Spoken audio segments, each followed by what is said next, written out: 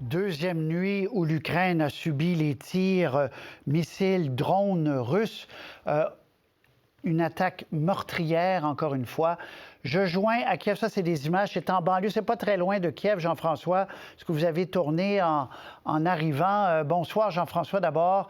Il y a 9 personnes qui sont mortes après ces attaques de missiles et de drones. Patrice, c'est une des plus vastes attaques aériennes lancées par la Russie contre l'Ukraine donc depuis le début de cette guerre-là, donc au cours des 36 dernières heures. C'est plus de 300 drones et missiles qui se sont abattus sur toutes les régions de l'Ukraine. Essentiellement, on visait l'infrastructure énergétique, le gaz, l'électricité, ce qui fait que il y a du rationnement qui accourt un peu partout à travers le pays aujourd'hui d'ici à ce qu'on puisse réparer, reconstruire. Mais vous savez, Patrice, au-delà des chiffres, on a parlé de 9 morts, des douzaines de blessés. Il y a aussi des visages, des gens qui vivent cette guerre-là depuis maintenant 2 ans et demi. On en a parlé, donc, ce village de Plastianka où on est allé aujourd'hui, qui est à environ à 1 heure à l'ouest de Kiev. C'est un village sans histoire, hein, Patrice, qui vivait relativement loin de la ligne de front, qui n'a pas trop connu les combats jusque-là.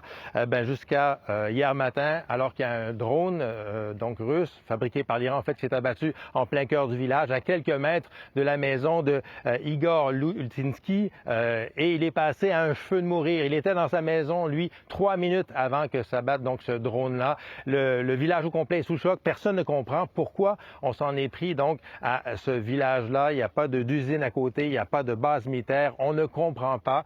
Heureusement, fort heureusement, il n'y a pas eu de mort. Il y a une blessée, la voisine d'Igor. Igor, donc, qui est encore sous choc. Je propose de l'écouter. Разве можно стрелять? Мирные жители, здесь нету ни заводов, ни фабрик, ничего нету. Здесь живут только люди, это село.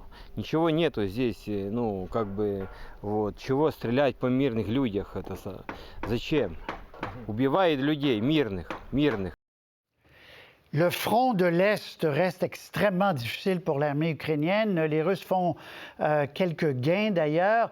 Et ce qui est nouveau, on le sait depuis début août, c'est cette incursion en territoire russe des Ukrainiens. Et aujourd'hui, on dit du côté de l'Ukraine qu'on contrôle 1300 km² en Russie. Ouais, l'Ukraine qui affirme avoir aussi capturé encore 600 prisonniers russes aujourd'hui. Vous savez, l'Ukraine a pris par surprise ses partenaires avec cette offensive-là en territoire russe le 6 août dernier. Vous savez que la patience s'usait chez les donateurs, ceux qui fournissent des armes, des ressources à l'Ukraine. Alors, le président Zelensky a voulu expliquer un petit peu sa stratégie après avoir pris par surprise tout le monde. Donc, ça implique la communauté internationale. Tout le monde va devoir participer. Ça veut dire des sanctions plus sévères face aux Russes, parce qu'on nous dit, par exemple, que les missiles qui s'abattent sur l'Ukraine, il y a 70% des parties, des pièces de ces missiles-là qui sont d'origine occidentale. Donc, ça veut dire que les sanctions, le blocus, l'embargo ne fonctionnent pas. Donc, il dit, si on veut mettre fin à la guerre, il faut vraiment que tout le monde participe. Et puis, après ça, éventuellement, on pourra négocier. Et c'est là que le territoire capturé en Russie, c'est là que ça va être important parce qu'à ce moment-là, on pourra éventuellement commencer à négocier. C'est des monnaies d'échange pour l'Ukraine. Il faut vous écouter là-dessus. Donc, le président Zelensky qui dit, oui, éventuellement des négociations avec Moscou, mais pas tout de suite.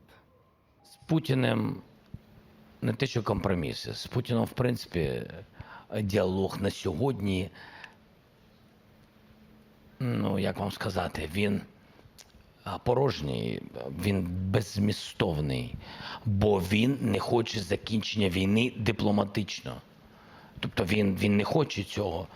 Він готовий дипломатично, немов, але віддати йому 30% нашої землі. Jean-François, reportage complet qu'on va présenter au téléjournal 18h. Merci beaucoup. On se suit, on va vous suivre toute la semaine. Merci. Je vous en prie, au revoir. Au revoir.